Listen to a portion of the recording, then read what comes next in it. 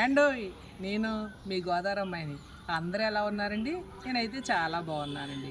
రండి మన ఛానల్లోకి. ఈరోజు మనము బొబ్బరి పప్పుతో అతి సులువుగా గారెలు పుల్లల పొయ్యి మీద ఎలా వేస్తామో చూద్దురు కానీ రండి మరి చూసేద్దాం. మనం ఒక తవుడు బొబ్బరి పప్పు తీసుకోవాలండి. దాన్ని 4 గంటల సేపు బాగా నానబెట్టి కడిగి ఇలాగా నీళ్లు పోయేలాగా వాడదే పెట్టుకోవాలండి. ఇందులో వేస్తే మనకి నీళ్ళన్నీ శుభ్రంగా బయటికి పోయి కేవలం పప్పు మాత్రమే మనకి మిగులుద్దండి. దాన్ని మనం మిక్సీలో ఇలా గ్రైండర్లో వేస్తే బాగా మెత్తగా వచ్చేస్తుందండి. అందుకని మనం మిక్సీలో వేయాలండి. వాటర్ వేయకుండా ఆ పప్పుని అలా మనం మిక్సీలో ఆడి ఇలాగా కొంచెం గట్టిగా ఆడుకుని తీసుకుని పెట్టుకోవాలండి. ఇలా ఆడుకుంటే అస్సలు ఆయిల్ పీల్చుకోవండి.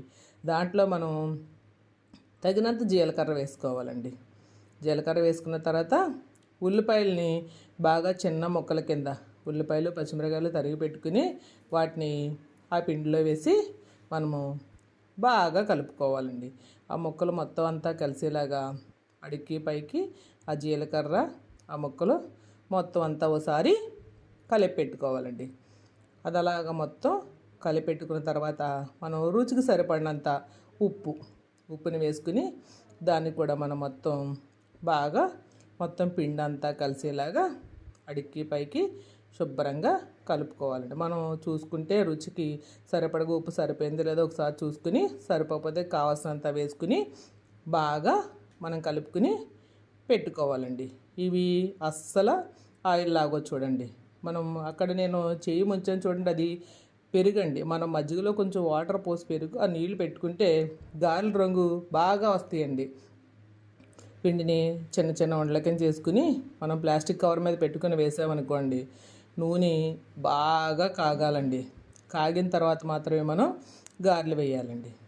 అలా మనం గారెలు వేస్తే అవి అస్సలు ఆయిల్ పీల్చుకోకుండా వస్తాయండి మనకి.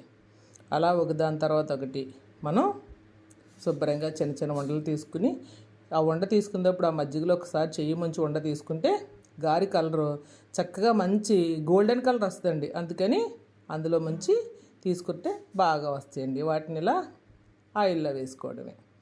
ఎవరైనా సరే చాలా ఈజీగా వేయచ్చండి బొబ్బరిపప్పు గారెలు. అస్సలు భయపడక్కర్లేదండి. ఆయిల్ పీల్చుకోకుండా చాలా బాగా వస్తాయండి. రెండు వైపులా సమానంగా మంచి కలర్ వచ్చే వరకు చూసుకుని బాగా కాలిన తర్వాత శుభ్రంగా తీసుకున్నాం అనుకోండి, టేస్ట్ మాత్రం చాలా బాగుంటుందండి. కాకపోతే ఈ గారెలు మనం వేడివేడిగానే తినాలండి. మరి బాగా చల్లారే కంటే వేడివేడిగా బాగుంటాయండి. అవి చూడండి, నేను అన్నీ ఒక ప్లేట్లోకి తీసుకున్నాను. గారె అయితే మాత్రం చాలా టేస్ట్గా వచ్చిందండి. కనీసం ఆయిల్ చేతికి కూడా అంటుకోలేదండి. మరి చూసారు కదండి, మనం పొలాల పొయ్యి మీద అతి సులువుగా బొబ్బరిపప్పుతో గారెలు ఎలా వేసుకున్నామో. ఇలాంటి మరిన్ని వీడియోలు కావాలంటే వెంటనే మీరు మన ఛానల్ని ఫాలో అవ్వాలండి.